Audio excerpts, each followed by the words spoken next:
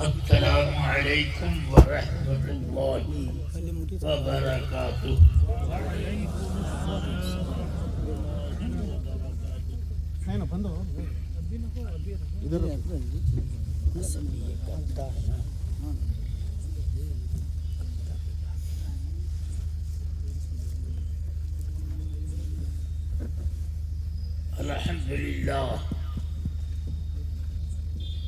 الحمد لله نحمده ونصلي ونسلم على رسوله الكريم، أما بعد، فأعوذ بالله من الشيطان الرجيم، بسم الله الرحمن الرحيم۔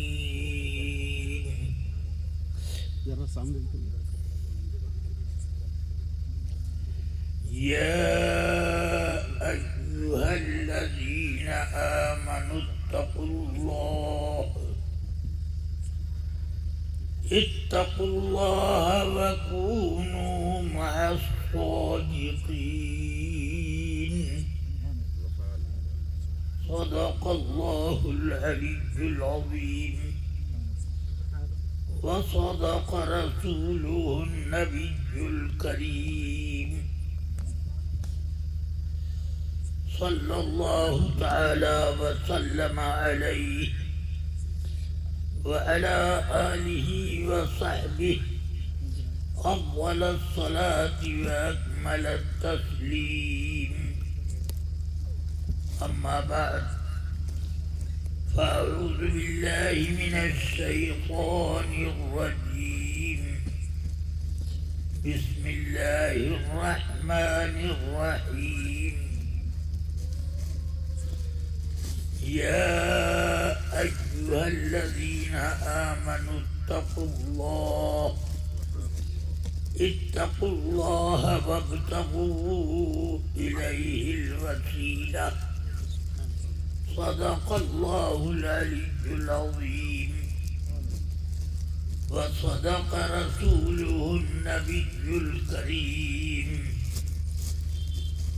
صلى الله تعالى وسلم وبارك عليه وعلى آله وأصحابه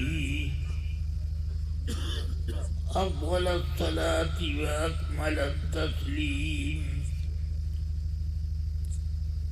برادران اہل سنت، السلام علیکم ورحمۃ اللہ وبرکاتہ۔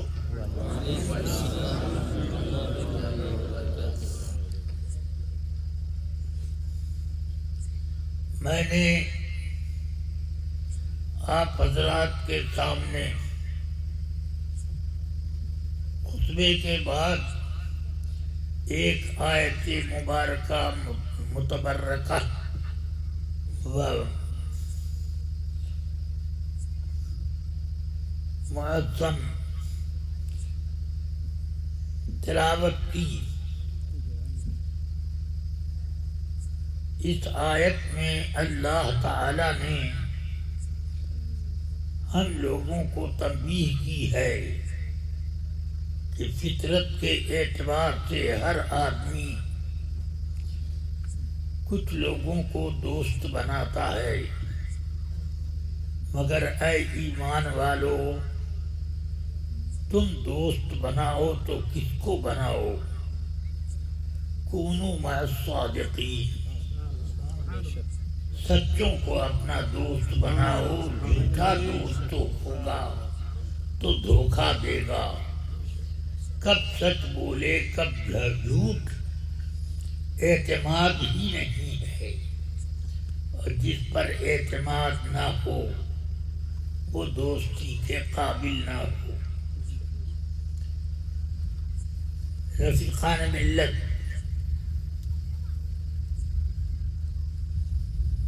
سچا کون ہے؟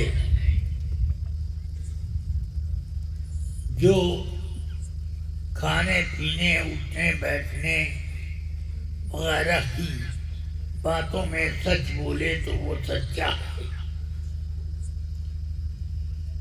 مگر حقیقت یہ ہے کہ سچا وہ ہے کہ جو ہر جھوٹے سے نفرت رکھے اور وہ خود جھوٹ سے تو نفرت رکھتا ہے اور کسی جھوٹے کو اپنا دوست بنانا بھی پسند نہیں کرتا۔ وہ جھوٹا نہ معلوم کب دھوکہ دے اور کون سی جھوٹی بات سچوں کے روپ میں بیان کر کے ہمیں گڈھے میں دھکیل دے۔ اس لیے سچوں کے ساتھ رہو، مگر سچائی کا معیار مقرر کرو۔ پہلے سچائی کا معیار یہ ہے کہ جس نے تمہیں پیدا کیا اس کا احسان مانتے ہو کہ نہیں، اور احسان ماننے میں اس بات کو ملحوظ رکھتے ہو کہ نہیں کہ اس کی نافرمانی تو نہیں ہو رہی ہے اس عمل میں۔ اس لیے اپنے آپ کو ہر طریقے سے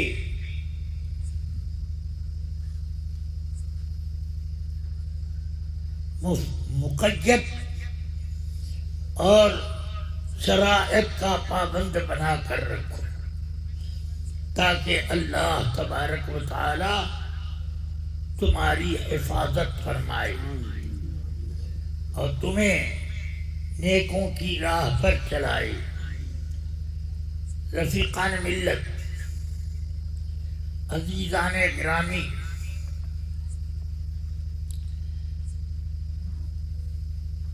سچے وہ لوگ تھے کہ بڑی سے بڑی مصیبت آ گئی مگر مصیبت کو جھیل لیا اور اپنی سچائی کو داغ نہ لگنے دیا۔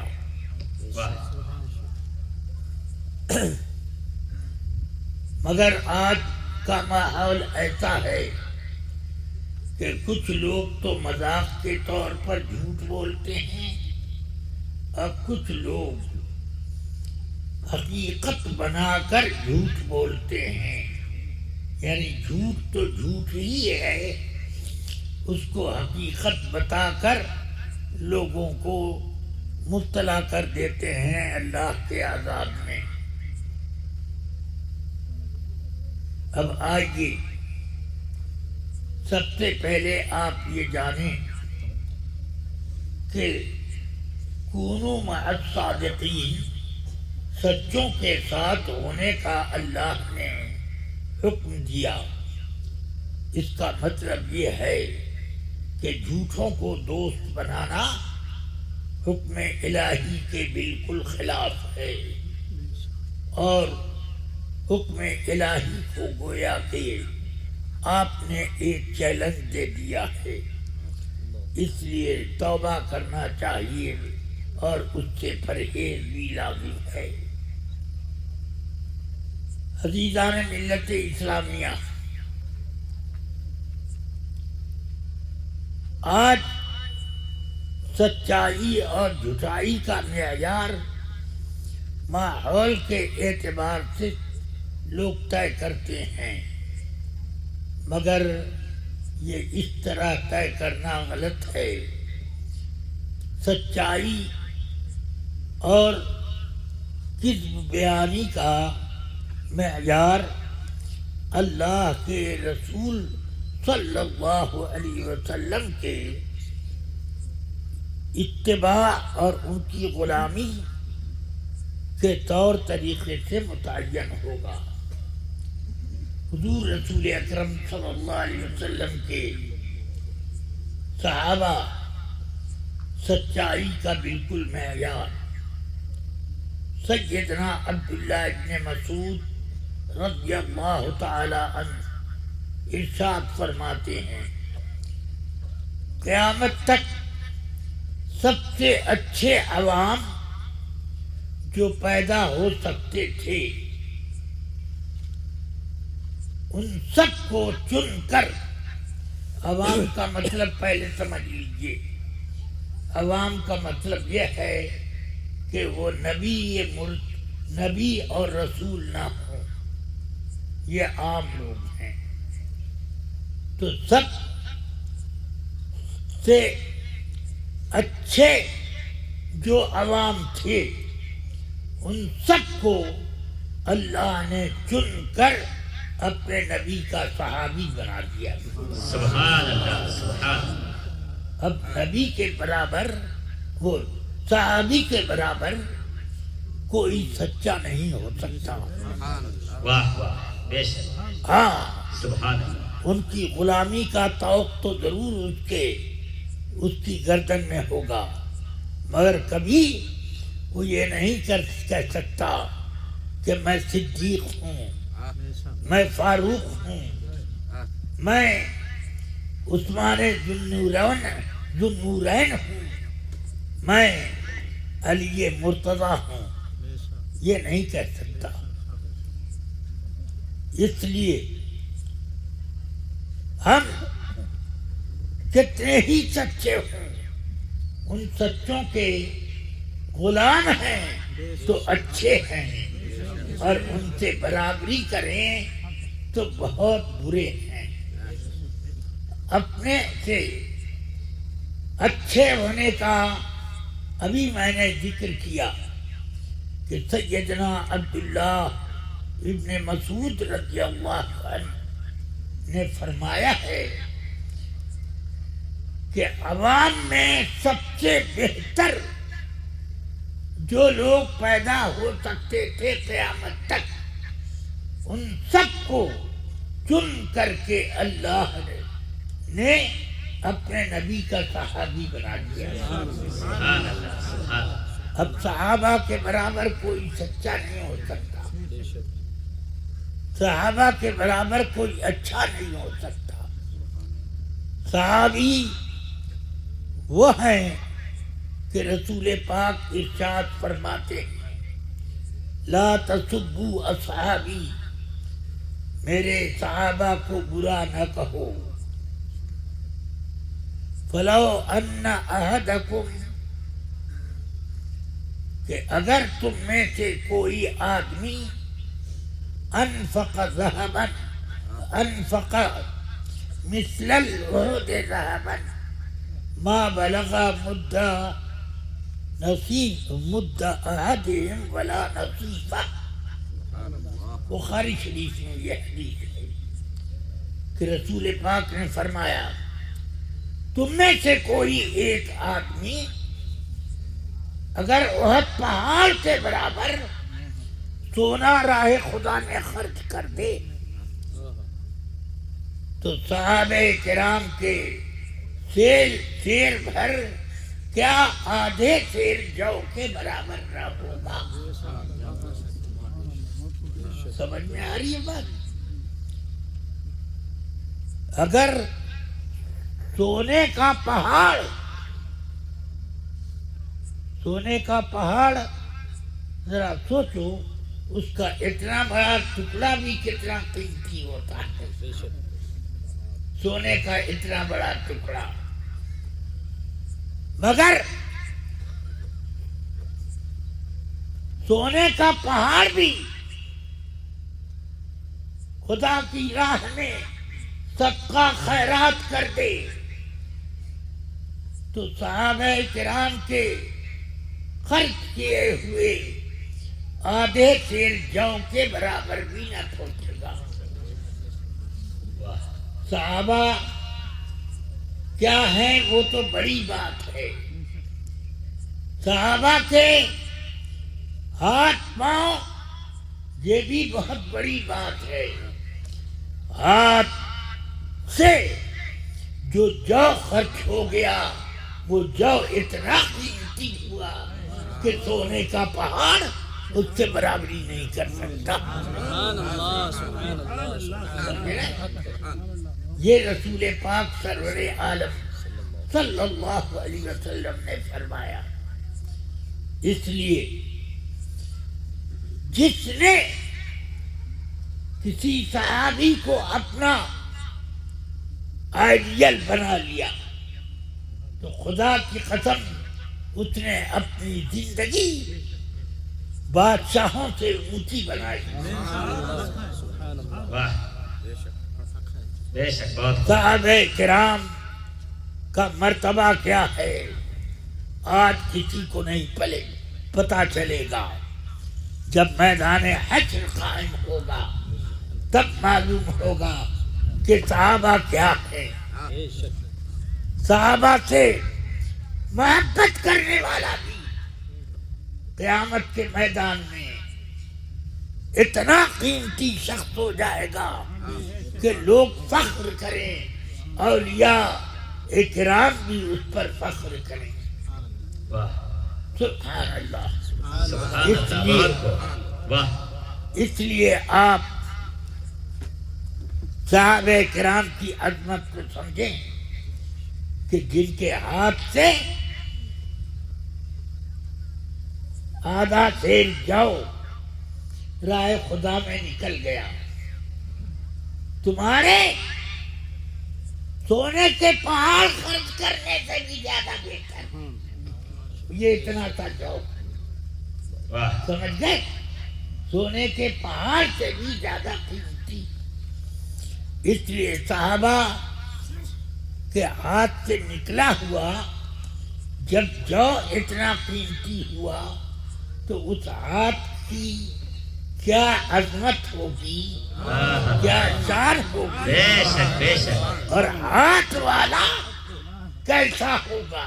واہ یہ سب آپ کو سوچنا چاہیے. بہت عمدہ بہت عمدہ واہ ماشاء اللہ. اللہ تبارک و تعالی ہم سب کو صحابہ کرام کے صدقے میں بخشش عطا فرمائے. صحابہ کرام رضوان اللہ علیہم اجمعین کی زندگی تھی کہ رسول پاک صلی اللہ علیہ وسلم ان سے جو فرما دیتے تو اس میں وہ کمی نہ کرتے، اس پر عمل کرنا لازم سمجھتے. سبحان اللہ. اعلی حضرت نے اسی چیز کو فرمایا، سر کٹاتے ہیں تیرے نام پہ مردان حرم. حسن یوسف پہ کٹی مصر میں انگشت زرا، اور سر کٹاتے ہیں تیرے نام پہ مردان سبحان یہ عظمت ہے. اللہ تبارک و تعالی ہم سب کو حضرات صحابہ کرام کی غلامی میں قبول فرمائے اور انہی کے صدقے میں ہم سب کو نجات عطا فرمائے، ہماری بخشش فرمائے.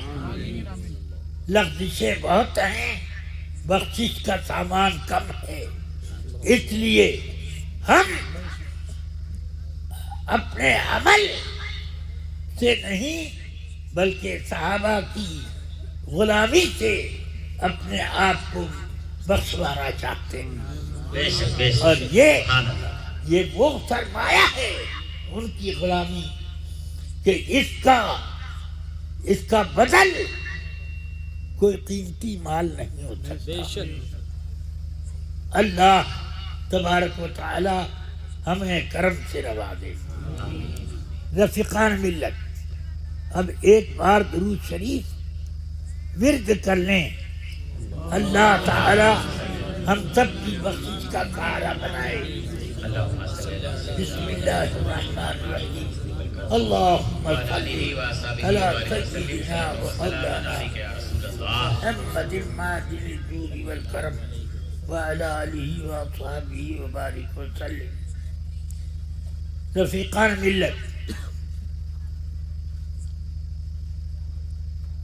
رسول پاک سرور عالم صلی اللہ علیہ وسلم حضرت سیدنا سعد ابن معاذ کی قبر پر کھڑے ہو کر دیر تک فاتحہ پڑھتے رہے. صحابہ کرام نے عرض کی یا رسول اللہ اتنی دیر تک تو کسی کی قبر پر آپ نہیں کھڑے ہوتے؟ فرمایا نہیں، میں نے دیکھا کہ سعد کی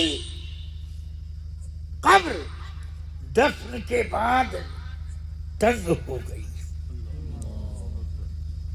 اس سے یہ پتہ چلا کہ میرے آقا سرور کائنات صلی اللہ علیہ وسلم صرف اوپر نہیں دیکھتے،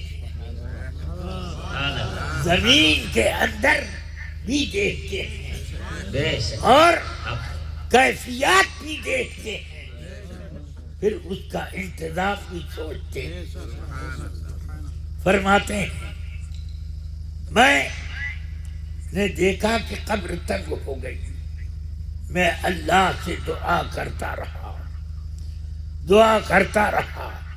جب اللہ نے ان کی قبر کشادہ کر دی تب میں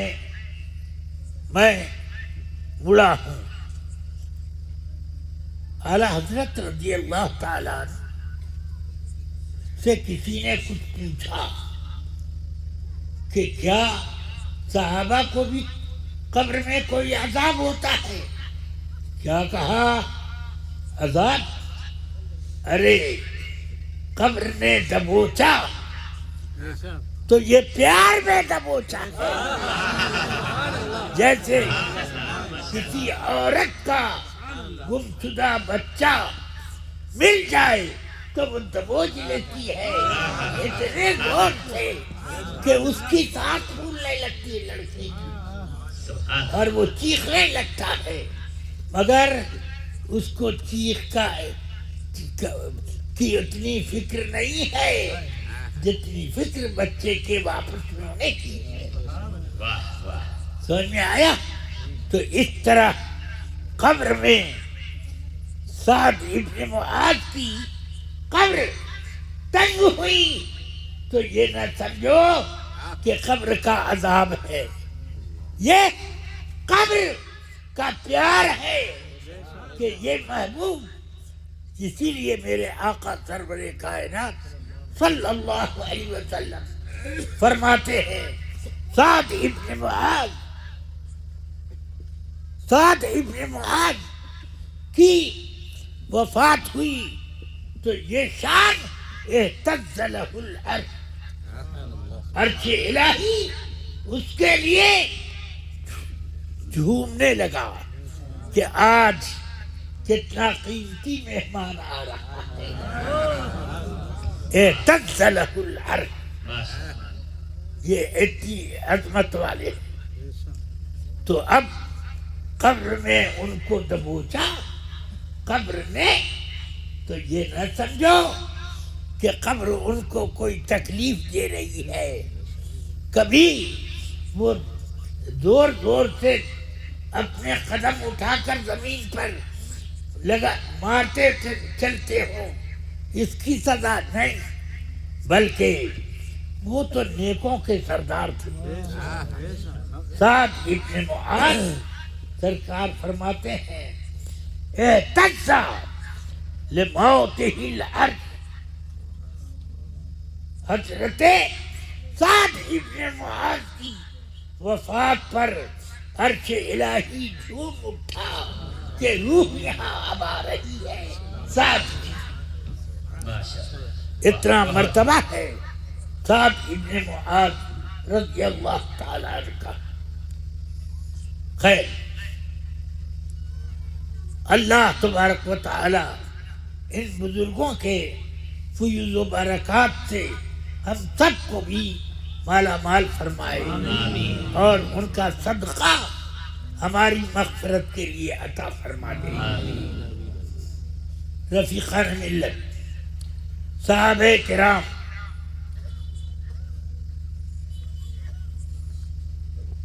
سب صحابہ کتنے قیمتی.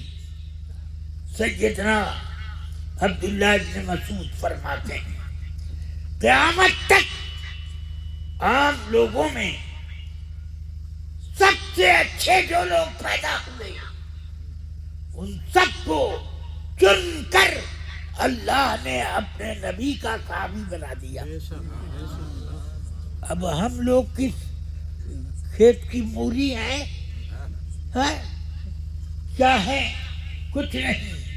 انہی صحابہ کے صدقے میں ہماری مغفرت سبحان اللہ سبحان اللہ. اور انہی صحابہ کی محبت ہم کو جنت میں لے جائے گی. بے شک بے شک. ہم واہ اپنے آپ کو صحابہ سے کوئی برابری کا نشہ نہیں لیتے بلکہ صرف یہ کہتے ہیں کہ ہماری مغفرت کا سارا سامان ہو. اس لیے بخاری شریف کی ایک حدیث سنو.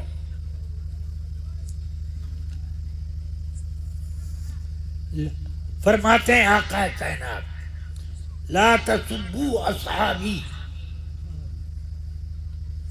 مجھ سے ایک بار جب میں بخاری شریف پڑھتا تھا مجھ سے اور میرے ساتھیوں سے ایک فرمایا کہ ایک حدیث زبانی مجھے سناؤ اور وہ بخاری شریف کی ہونی چاہیے. تو اب سب نے ایک حدیث سنائی. میں نے بھی سنائی لا تسبوا اصحابی فلو ان احدکم لو انفق مثل احد ذهبا ما بلغ مد احدهم ولا نصیفہ. فرمایا ترجمہ کرو. میں نے کہا کہ رسول پاک فرماتے ہیں میرے صحابہ کو برا بھلا نہ کہو. کہ ٹھہرو کیا ترجمہ کیا؟ میرے صحابہ کو میں نے کہا برا بھلا نہ کہو. کہیں برا نہ کہو یہ تو بات سمجھ میں آئی. بھلا نہ کہو کا کیا مطلب ہے؟ ہاں فرمایا سنو اللہ نے کان جو ہے منہ کے قریب رکھا ورنہ اگر چاہتا تو گھٹنے میں بنا دیتا. اس نے کان کو منہ کے قریب اسی لیے رکھا کہ جب بولو تو پہلے سنو پھر بعد میں کوئی سنے. واہ واہ واہ بہت ہاں عمدہ. میرے شیخ حضور حافظ ملت ایک عجیب شان رکھتے تھے اور کسی بات کو دل نشین کرنے کے لیے کون سا انداز چاہیے وہ سب پر قابو رکھتے تھے. ہاں اس لیے فرمایا کہ یہ کان اس لیے تو جب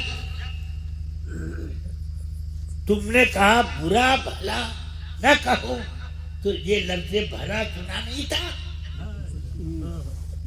میرے صحابہ کو برا نہ کہو یہ تو بات ٹھیک ہے برا نہ کہو مگر بھلا نہ کہو یہ کیا مطلب ہوا؟ اس لیے اس کو پہلے تمہیں سننا چاہیے تھا تب بولنے کے آداب میں یہ رکھنا چاہیے. ٹھیک ہے فرمایا ترجمہ کرو. ترجمہ کیا میں نے تو برا بھلا کہہ دیا تھا خیر اصلاح ہو گئی. اگر تم میں سے کوئی احد پہاڑ کے برابر سونا کتنا ایک پتھر کے برابر نہیں احد پہاڑ کے برابر سونا راہ خدا میں خرچ کر دے تو صحابی کے آدھے شیر جو کے برابر بھی نہ پہنچے گا. تو یہاں صحابی کے کے مرتبے کو نہیں بتا رہا، ان کے ہاتھ کے مرتبے کا ذکر نہیں ہے. ہاتھ سے جو نکل گیا وہ کیا کس مرتبے کا ہے کہ سونے کا پہاڑ اس کی برابری نہیں کر سکتا. سمجھ رہے ہیں آپ؟ یہ شان ہے صحابہ کرام رضوان اللہ علیہ اجمعین کی. اللہ تعالی ہم سب کو اپنے صحابہ کے صدقے میں مغفرت سے مالا مال کرے، ہماری بخشش فرما دے. آمین. آج کچھ لوگ پیدا ہوئے ہیں اپنے کو مولائی کہتے ہیں، پتہ نہیں یہ مولائی کس طرح کا ہے. مولا ایک تو ہوتا آزاد کردہ اور ایک مولا آزاد کنندہ ہے، اور مولا وہ بھی ہے جو کہ بالکل غلام ہی غلام رہے. ہاں مگر سبحان اللہ مولا کسی بڑے کا آزاد کردہ ہے تو بہت بڑا ہے. ہاں بہت بڑا ہے. ہم لوگ جب حدیث پڑھتے ہیں اور خصوصیت سے موطا امام مالک پڑھتے ہیں تو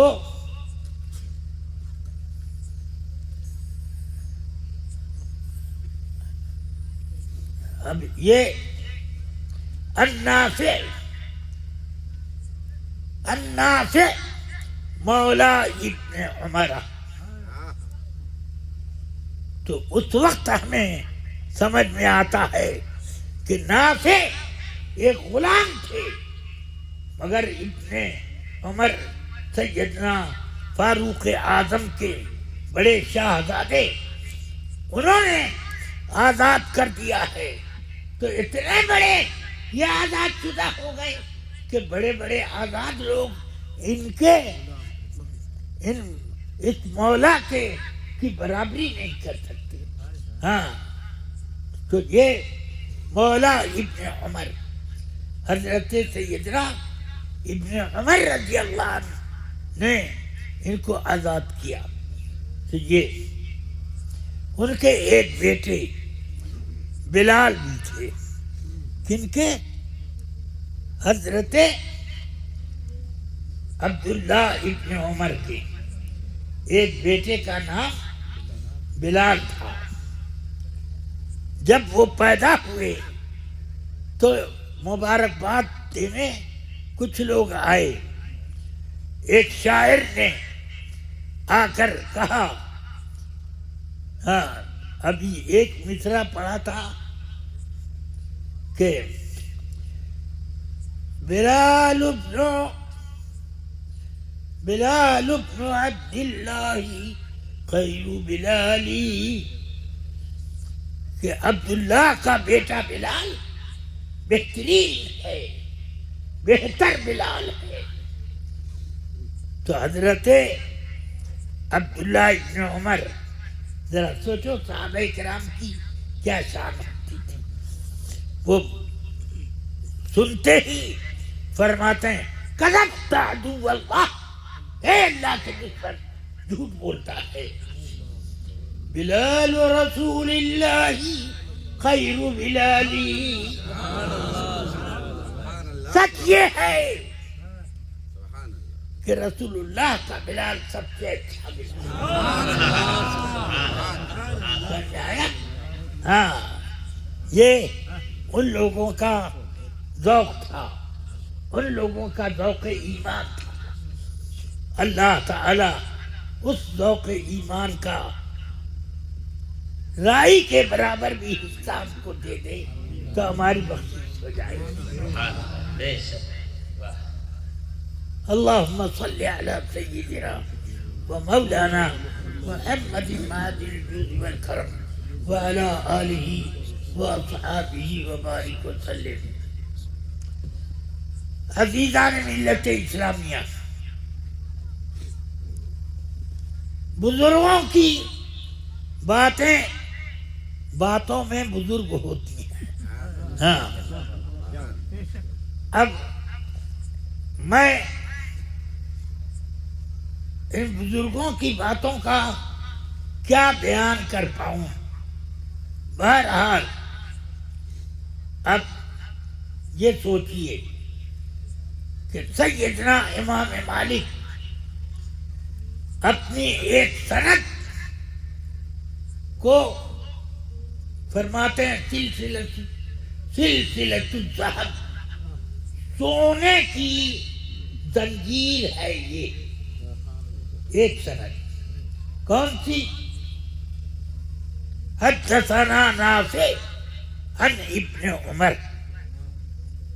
نافع نے ہم کو حدیث سنائی کہ ہم کو حدیث سنائی عبداللہ ابن عمر نے. سمجھ میں آیا؟ تو امام مالک رحمۃ اللہ علیہ اپنی اس سند کو کیا کہتے تھے؟ سلسلۃ الذہب، کڑی ہے سونے کی کڑیاں. سمجھ میں آیا؟ سونے کی لڑی اس طرح پر فرماتے ہیں. وہ کیا ہے کہ ایک غلام ہے نافع، عبداللہ ابن عمر کے غلام، انہوں نے خوش ہو کر ان کو آزاد کر دیا اور ان کو خوب حدیثیں پڑھائیں، اور ان حدیثوں کو امام مالک کہتے تھے سلسلۃ الذہب. نافع عن ابن عمر اور رسول اللہ صلی اللہ علیہ وسلم. نافع عن ابن عمر، نافع نے مجھ کو یہ حدیث سنائی اور انہوں نے حضرت عبداللہ ابن عمر سے سنی، انہوں نے رسول پاک سے سنی. تو یہ سونے کی کڑی، یہ سونے کی زنجیر، یہ فرماتے تھے امام مالک. تو صرف ایک واسطے سے یہ نافع کو ایک واسطے سے رسول پاک سے ملی یہ حدیث کہ حدثنی عبداللہ الرسول اللہ صلی اللہ علیہ وسلم. عبداللہ نے مجھ کو حدیث سنائی اور عبداللہ کو رسول پاک نے سنائی. امام مالک کہتے کہ نافع نے یہ حدیث مجھ کو سنائی، میری یہ سند نافع عن ابن عمر اور رسول اللہ، کہتے یہ سلسلۃ الذہب ہے، سونے کی زنجیر ہے. اتنی قیمتی سند وہ بتاتے تھے. بہرحال بزرگوں کی حیثیتوں کا متعین کرنا یہ بزرگوں کا کام ہے. ہم لوگ ان کی حیثیت کی شان سمجھ بھی نہیں پاتے تو کیا ہم بتا سکیں. اللہ تبارک و تعالی خیر و برکت سے نوازے. درود شریف پڑھیے.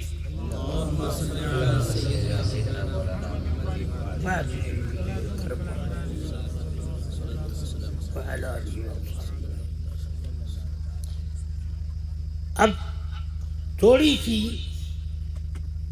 میں تقریر کے طور پر تنبیہات عرض کر دوں. درود شریف. اللہم صلی علی سیدنا مولانا محمد وآلہ وصحبہ وسلم.